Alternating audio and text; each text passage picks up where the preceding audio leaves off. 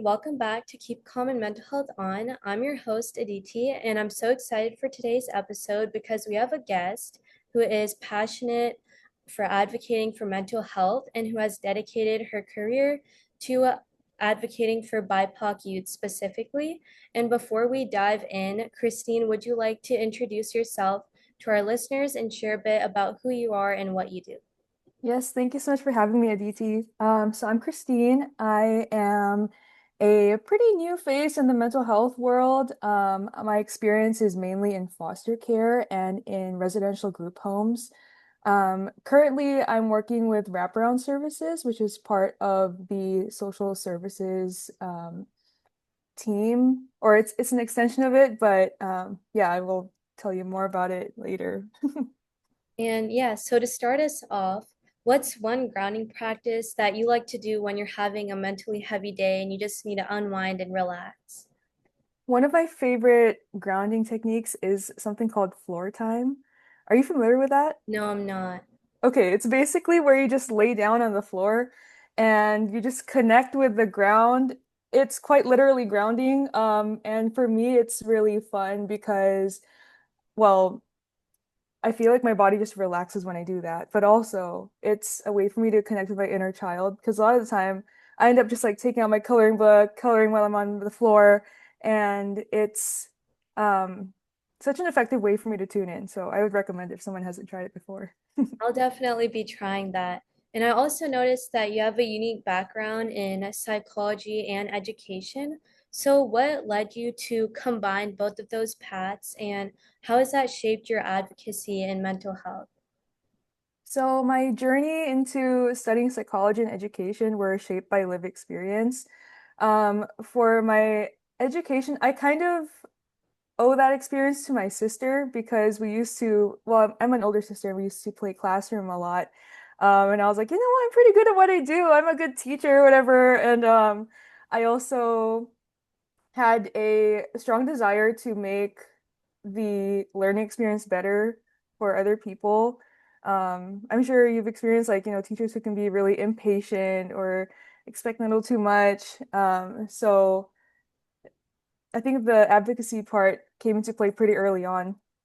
And then for psychology, I went through a really hard time throughout middle school and high school, and I was very lucky to um, have a positive experience in my first like taste of mental health treatment. And from there, I was like, well, I kind of I like learning about people and knowing why they do what they do. It's always brought me fulfillment. And so when I went into school, I was like, let me just combine the two because they are kind of related. Like, if you want to become like a therapist, for example, you're gonna need to know how to teach people anyway and like listen to their needs and learn what kind of ways they're most receptive to learning. Um, but as far as how it's shaped my advocacy in mental health, um, I would say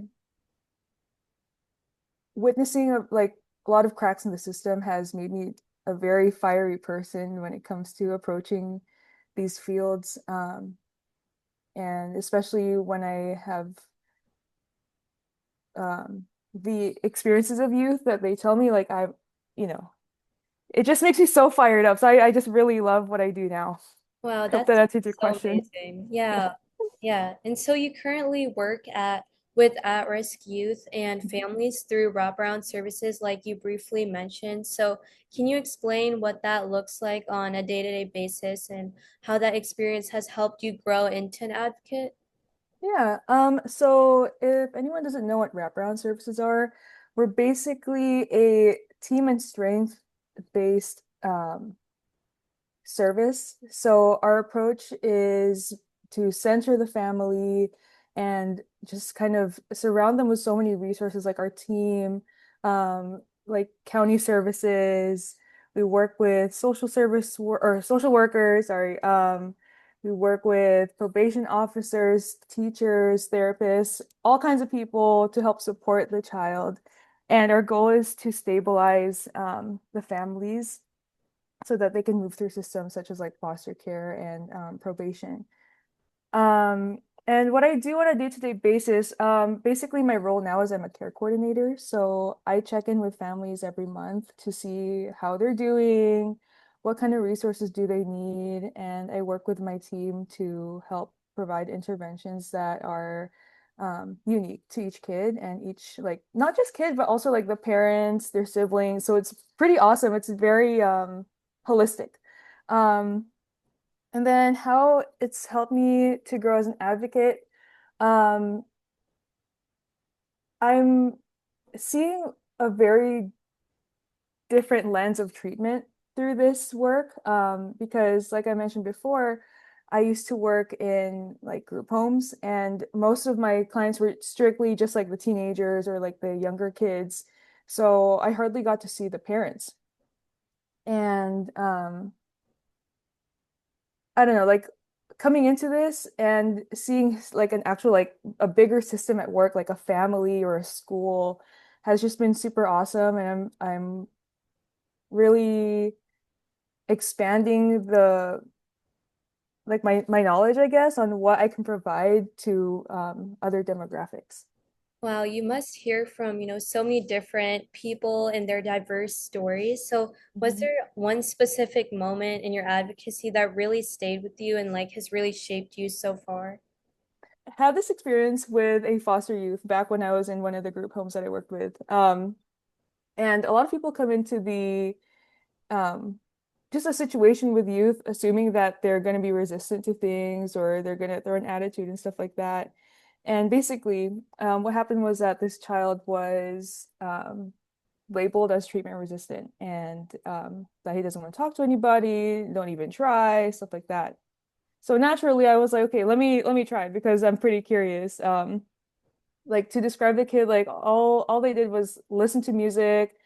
I didn't even know what they were listening to because they always had earphones on. They would just be dancing, rapping in silence. And I, this is going to be a really long-winded way of saying that like things went well, but basically I really leaned into that kid's like mystery, like who are you? Why are people, not able to support you in the way that you need? And so the way we bonded was by me dancing with him while he was just like rapping in silence. And then eventually he let me into his music, shared his earphones. We started using that as like a coping skill. I was like, okay, like when you're angry, let's go to your room, let's listen to music together, let's calm down. And I really tried to um, I try to advocate for him in the sense of empowering him to use his tools so that people can see that, yeah, he's really trying. Like, and ultimately what that led to was him being stepped down into a lower level of care. So he was able to get out of that group home, get down to like a position where he was with foster parents. So, um, stories like that make me just really, um, happy and I feel so fulfilled knowing that the stuff I do can help empower kids to move through life in their own way. Mhm. Wow, that sounds so amazing. Yeah. And how have these things helped you learn more about your own mental health journey, like specifically from the experiences from the work that you do right now? Okay, so one thing that I didn't really think about until I really stepped into working as a mental health provider was the importance of cultural considerations. So I used to be really focused on the concept of generational trauma. And ever since I started working with like foster kids and then later on like teens, now families, um, I've looked into a lot of factors that play into their dynamics, one of which, of course, is culture. And I realized I was like, wow, like my upbringing as a kid, because I am Filipino American, and I learned a lot about why my upbringing was the way it was. And I think it's opened a lot of doors for um, self-compassion and also forgiveness and um, empowerment too. Um, like seeing families, I think of my parents and my grandparents who didn't know a lot about mental health until I started naming what was going on with me. And this whole experience has just been a lesson in, I think the best way to put it is that people are just trying their best. And sometimes people just don't have the resources. And so um, that's part of why I care so deeply about mental health and spreading what I know. Wow, yeah, that sounds really amazing. And so, what are some of the specific like mental health challenges that you think are most misunderstood within marginalized communities, especially like BIPOC youth? Because I know that you work with so many different people. So, what do you think are some of those challenges that are just misunderstood by so many different people? It's similar to my last answer where sometimes the lack of resources can really lead people to misunderstand youth. Like for example, I don't know, like when I think of BIPOC youth, I think of a pattern of people kind of like shutting down or not wanting to share that they're going through a hard time. And sometimes I wish that like people who care for youth would just kind of listen. Um, as I mentioned in the past, like it can be easy for people to assume a lot of things about, like let's say teens, for example. Like if a teen suddenly shuts down, one of the things I wish I knew sooner was that, hey, like actually they're shutting down because they're having a really tough time, and that the best way to reach our youth who sometimes feel so unattainable in a way is just to check in and be like, hey, like what's happening? I really care. Consistency also goes a long way when it comes to supporting youth. Um, because trust is such a huge part of being able to be even open to receiving care. Um, so I hope that answers your question. Yeah, it did. It even went Yeah. into my next question about how like you kind of like approach mental health to be like culturally affirming and safe.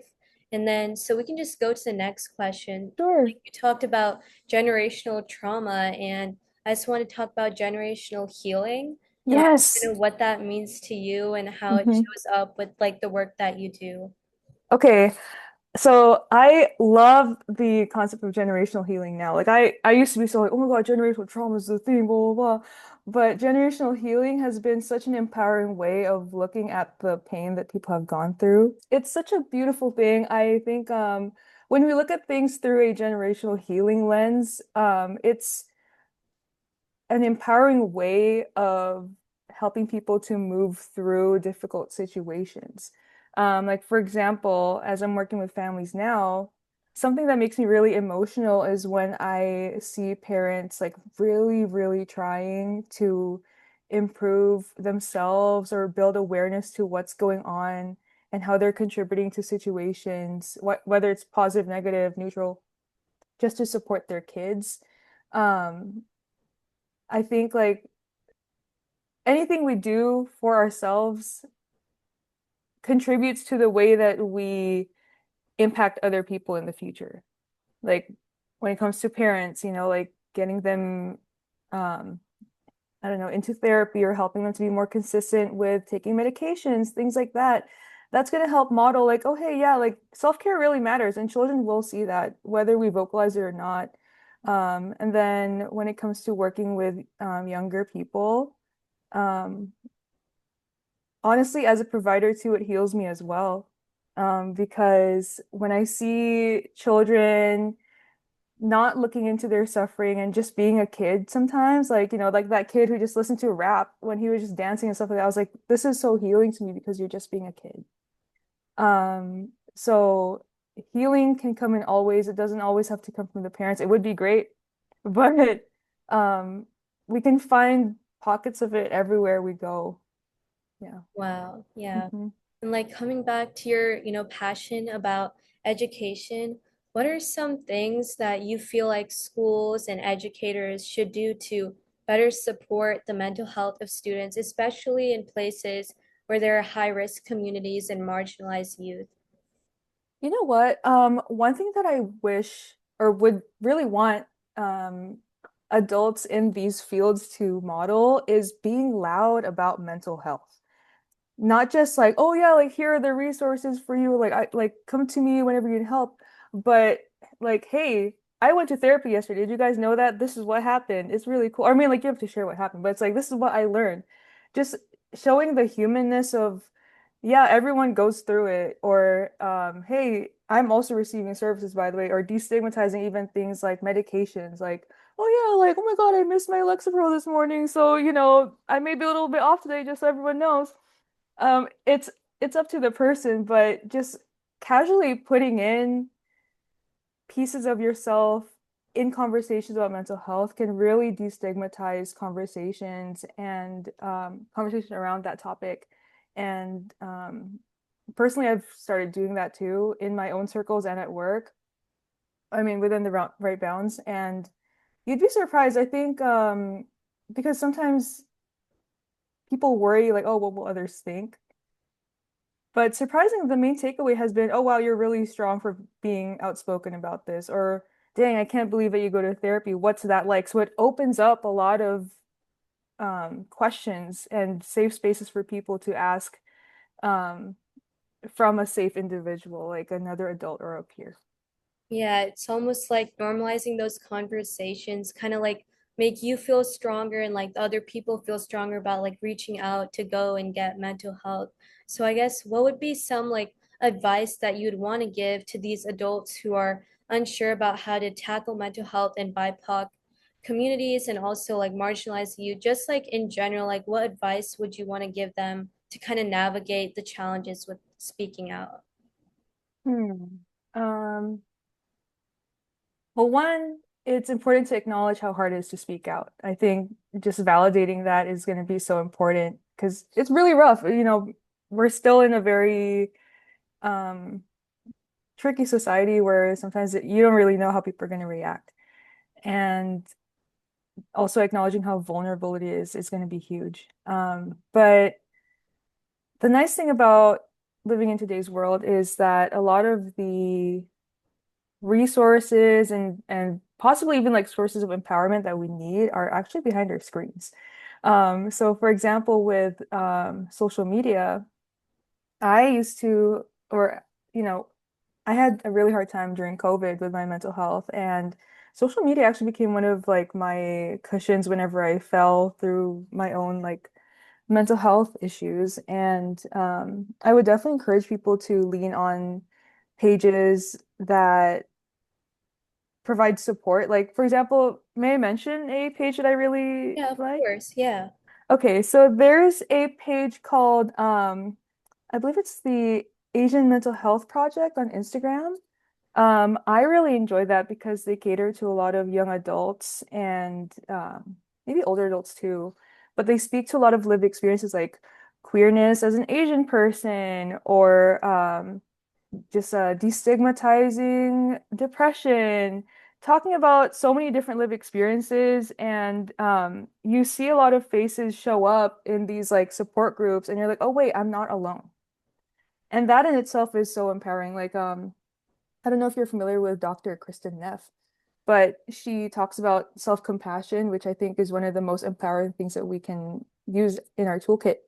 And one of the components of self-compassion is calming humanity. So just knowing that we're genuinely not alone in what we're going through can be such a huge resource. But also, these pages also provide um, links to therapy or other affordable means of getting support. Yeah, I'll make sure to put that page in the Mhm. description. It sounds like it would really help a lot of people.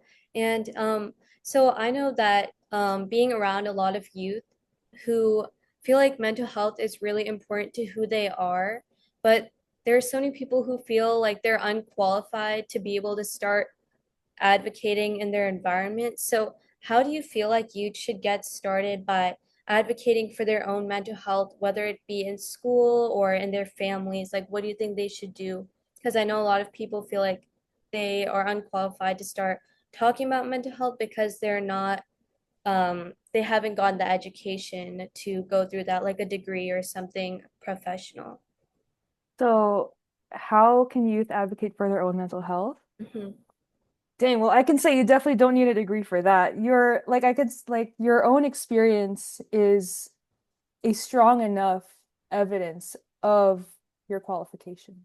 I really hope people will hear that and believe it because shoot, like the way people do research is by asking other people, hey, what has this been like, So, um, believe in yourself first and always like I know it can be hard, especially as like a POC to kind of speak up and be like, hey, yeah, I'm going through it. Sometimes parents will be like, what even is depression? Who is she? So it can be very tough. But for me, I'll speak to what I did as a youth. I was never quiet about it. I was just kind of like, you know what? Like, um, the world that I live in my own head is already so hard.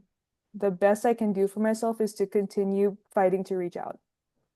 And if there's ever a need for resources with, advocating, um, I would say that there are a lot of pages online, such as the like NAMI, and there's even pages like oh, what is it?